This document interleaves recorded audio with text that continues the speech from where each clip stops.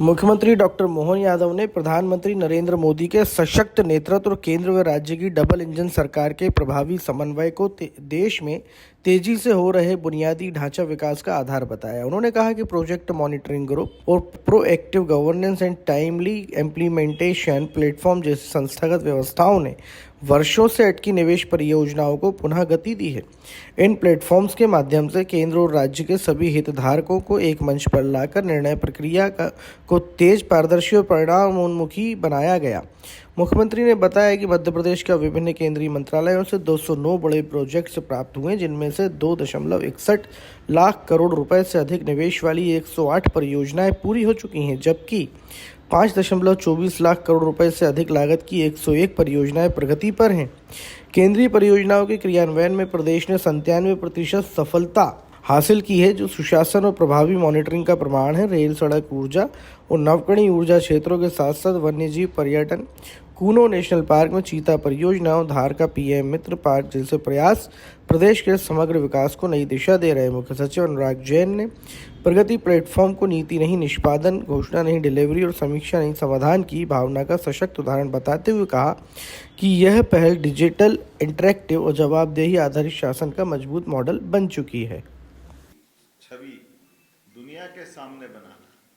अब ये हमको लाल किले के ऊपर स्वच्छता के अभियान देते हुए भी प्रधानमंत्री दिखाई देते हैं, लेकिन ये भी हमारे लिए सौभाग्य की बात है कि आज के समय में दुनिया का सबसे बड़ा लोकतांत्रिक देश, और हमने सबने देखा कि आमतौर पर वेस्टर्न देशों को हम बड़े मॉडर्न और बहुत आगे बढ़ने वाले और जो कुछ है वही कर सकते हैं, हमारे तो बस की बात ही नहीं, हमारे यहाँ कहाँ संभव होगा। और वो इसी का धीरे धीरे करके जो क्षरण हुआ कि आते आते आते संयुक्त दल की सरकारें बनने लग गई, एक दो दल की सरकार के बजाय 24 दलों से सरकारों की तरफ बढ़ गए। उसका दुष्परिणाम क्या आया, हमने सबने, देश ने भुगता है।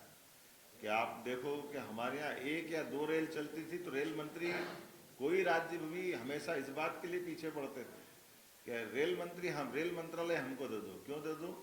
तो वो चाहे बिहार हो या बंगाल, 1 रेल हमारे यहाँ से चल जाएगी, 2 रेल चल जाएगी। अरे 1-2 के चल जाएगी, 100 चल जाएगी।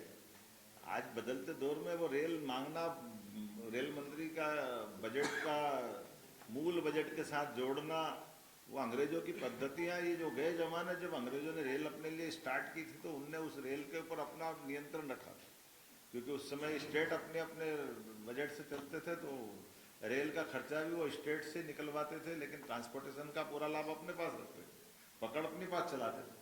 लेकिन ये छोटी छोटी बातों पे ध्यान नहीं जाने का दुष्परिणाम क्या निकला।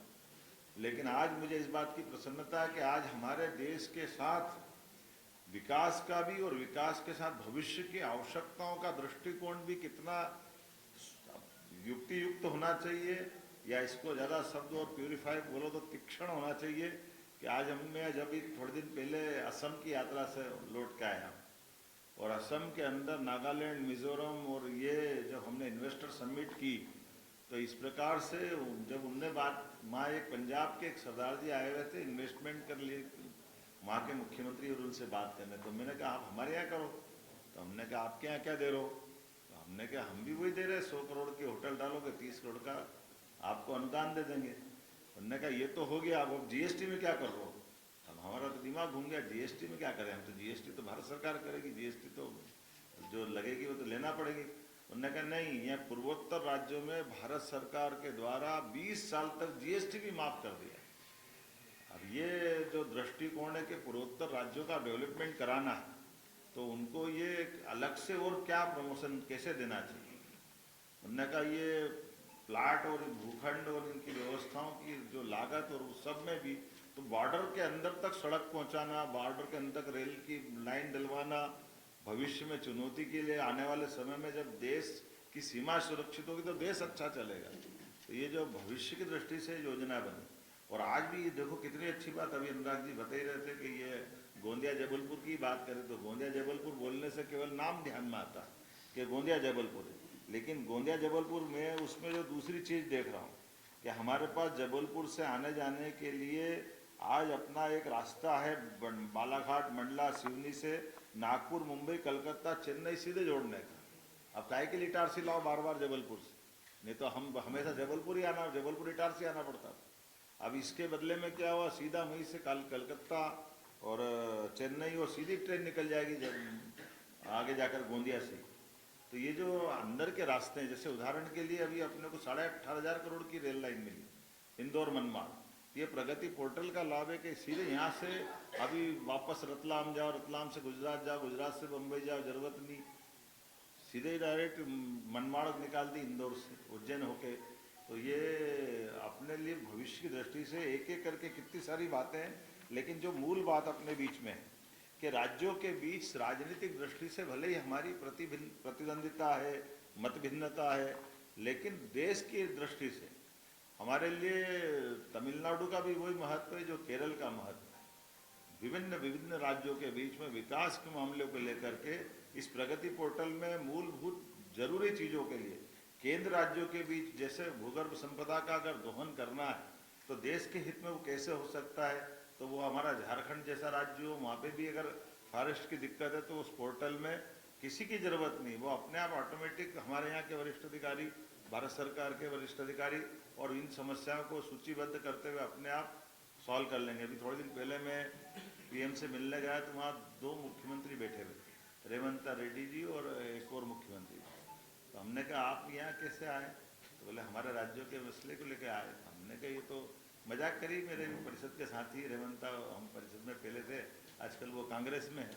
तो हमने कहा ये तुम यहाँ कैसे, अरे बोले साहब आपकी सरकार में सबसे ज़्यादा मदद हमको मिलती, क्योंकि हमने अपनी प्रक्रियात्मक व्यवस्थाओं में बात करना चालू करी और मोदी जी और सरकार से कोई कष्ट ही नहीं आता। इसलिए उनने एक उदाहरण दिया, मैं आपको सबको शेयर कर सकता हूँ। उदाहरण उन्होंने दिया कि ये जो हमारे राज्य का बंटवारा हुआ तेलंगाना और आंध्र के बीच में, तो तेलंगाना में हमारे पास आ गया हैदराबाद, हमारी पुरानी राजधानी है। अब उनने अमरावती नहीं बना दी, तो अमरावती के लिए पूरा इंफ्रास्ट्रक्चर और वो उनको आंध्र प्रदेश को अपना खड़ा करने के लिए मौका मिल रहा है। अब हमारी अपने हैदराबाद के लिए क्या करें, तो उन्होंने कहा हैदराबाद के लिए हमने उसी तर्ज पर 30,000 एकड़ का बड़ा प्लान लिया और बड़े प्लान में एयरपोर्ट से लेके बहुत सारी चीज़ें उनने सब कुछ जोड़ के देखा जो एक तरह से आंध्र वाले कर रहे। तो बोले ये सब इतना पूरा प्रोजेक्ट हमको भारत सरकार की मदद से मिला। तो ये अपने आप में उदाहरण बताता है कि ये राज्यों के बीच मत की जिस दिन सरकार बनती उस दिन अनाउंसमेंट हो गया, लेकिन चुनी हुई सरकार सब एक है, राज्य कोई भी हो, देश तो एक है। ये बड़े मन से काम करना, ये उदाहरण है। ये उसी प्रकार का उदाहरण है जैसे केन बेतवा नदी जोड़ो अभियान, अभी अटल जी के टाइम चलना था, लेकिन ये चलते चलते खसकते खसकते माननीय मोदी जी के यहाँ तक आया। लेकिन इसी योजना में हमको ध्यान में आया कि 1 लाख करोड़ का निवेश, उसमें 50,000 करोड़ भारत सरकार दे रही, हमारा तो 5% लग रहा है। और अगर इंजीनियर ढंग से प्लान बनाते तो वो हमारा बहुत सारा तो काम वैसे हो जाएगा। ऐसे पीकेसी योजना, पार्वती काली सिंह चंबल योजना, ये राजस्थान से 20 साल से चल रहा था। और मजे की बात ये कि इसकी मॉनिटरिंग भी वहाँ से होती है, हम कोई कागज आगे पीछे देने में हो जाए तो उनकी चर्चा होती है। और आज ये इसी बात का, माननीय प्रधानमंत्री से मिलने जाए या गृह मंत्री से मिलने जाए, तो मिलने जाने में भी हमारे प्रोजेक्ट पहले पूछते हैं कि आपके प्रोजेक्ट कौन कौन से, उनकी क्या स्थिति है, बाद में हमारी अपनी शिष्टाचार की मुलाकात हो जाएगी। तो ये बदलते दौर का समय है और इसके आधार पर निश्चित रूप से मैं मान के चलता हूँ कि अद्भुत समय चल रहा है।